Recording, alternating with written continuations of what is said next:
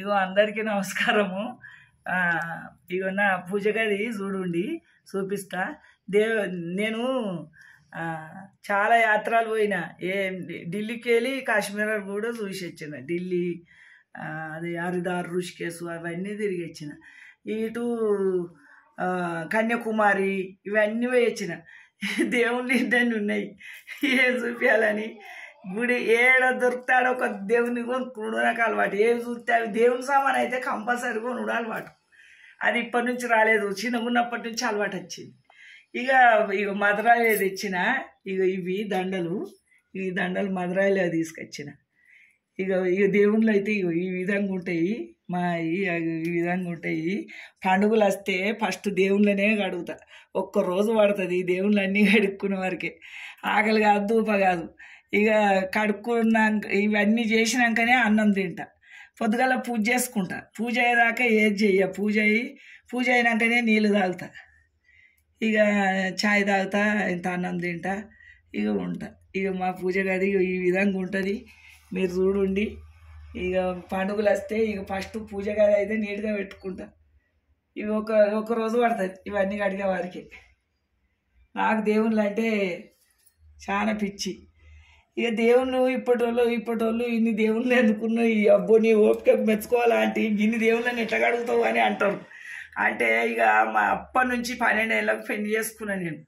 ఇక అప్పటి నుంచి దేవుడు అంటే ఇష్టమే నాకు. ఇక నారాయణుడు, లక్ష్మి, శివయ్య, తులసాపురం భవాని ఉన్నది. అవి బట్టలు కూడా అక్కడ మధురాయిలో కొన్నా. కృష్ణునేమో మధురాయిలో కొన్నా. ఈమెనేమో భవానీని తులసాపురంలో కొనుక్కొచ్చిన.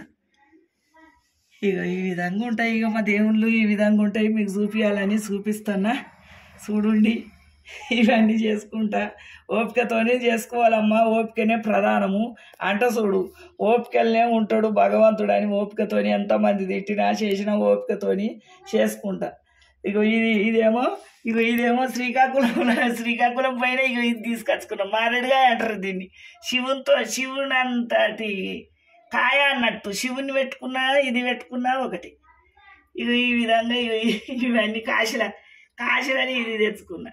కాశీకి 3 సార్లు పోయినమ్మా. కాశీలో వంట చేసుకుంటా తిన్నా. 3 సార్లు పోయి 10 రోజులు ఉండొచ్చిన కాశీలో.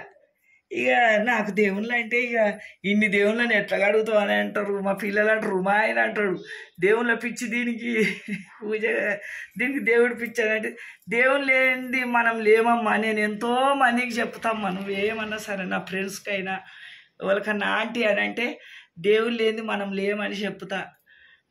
దేవుడు ఇస్తేనే మనం తింటాము, దేవుడుతోనే మనం ఉన్నాము. ఆయన లేనిది మనం ఏడలేము.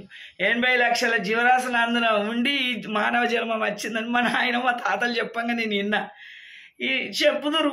ఇక అదేమేమి పట్టుకొని ముందుకు సాగుతున్నాం. ఇప్పటి ఏ విధంగా ఉన్నారంటే ఇట్లా పూజ చేయగానే రేపే కావాలి అన్నట్టుగానే ఇచ్చాడు దేవుడు. మన కర్మలన్నీ అయినాకనే దేవుడు ఏదన్నా ఇస్తాడు. ఇప్పటి వాళ్ళు అట్లా ఉన్నారు, కానీ ఇప్పటి వాళ్ళు ఆ విధంగా ఉన్నారు. ఇక మనమేమో పాతకాలం మనుషులం మేము. అట్లా దేవుడు ఏ విధంగా ఇస్తాడమ్మా, అన్నీ మనం మంచిగా చేయంగానే ఇస్తాడు. మా వాళ్ళు కూడా అంటారు దేవుడు అంటే దీనికి పిచ్చి అంటారు. ఇక వాళ్ళు అదే అనుకుంటారు. నేను ఈ విధంగానే చేసుకుంటూ వస్తా. నన్ను చూసి మా కోడళ్ళు కూడా చేస్తారు, మా మేన కోడళ్ళు, మా అన్న బిడ్డలు.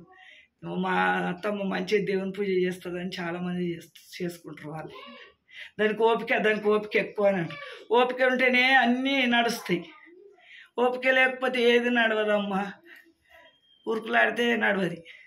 మంచిది. మళ్ళా ఉంటా. నాకు ఒక లైక్ చేసుకోండి, షేర్ చేసుకోండి. ఉంటాం వల్ల నేను ఏ విధంగా నచ్చుతానో చెప్పుండి.